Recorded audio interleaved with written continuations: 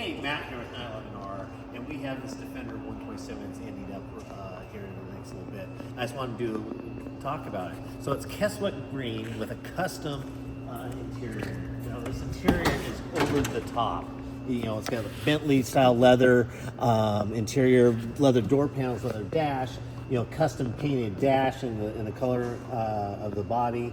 Center consoles, better switches, all billet hardware on the hinges, the door handles, the lock pulls, tilt steering column, really nice upgraded stereo, Lowrance for when you're out in the middle of nowhere. I mean, just everything is billet and trick on this car. It's got power steps, you can see here. 40-inch tires, CTIS, just like on a Hummer H1, air inflator, so you can fill and deflate your tires on the roll. It has portal axles. It has hydraulic assist steering. Coming around the front, we got custom bumper with a Warren winch with synthetic rope. Big Baja design LP9s and LP6 lights. These are all very expensive. I don't know if you're pricing that stuff out like it is.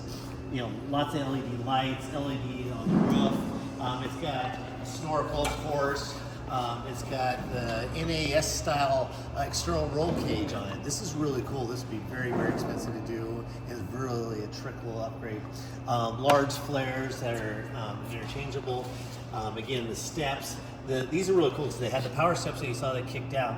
Then you can also stand on here if you're outside and you're actually 40 and around and you need not be buddy. You can be up here. Really cool tent rack up here. A full-size spare with a swing away spare tire carrier.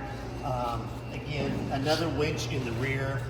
This guy built this thing so he could go to Iceland and put the big giant tires on it, or go anywhere in the world he wanted to be. This thing is built to have all the articulation for off-road.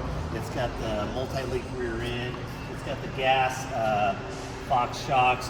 It's got the bump steer. I'm sorry, the bump struts in the back. It's got a custom fuel cell. It's got sway bars and torque. I mean, this thing's got it all. This would be at least a $350,000 build today. It'll probably take you 2 years if you can find anybody to do anything like this. This is really a rare opportunity to have a rig that's full-on show quality, but actually built to do what it wants to do. So any questions, hit us up on the contact seller button. If you're interested in 911R representing one of your cars, again, hit us on the contact seller button. We'd love to talk to you. Thank you.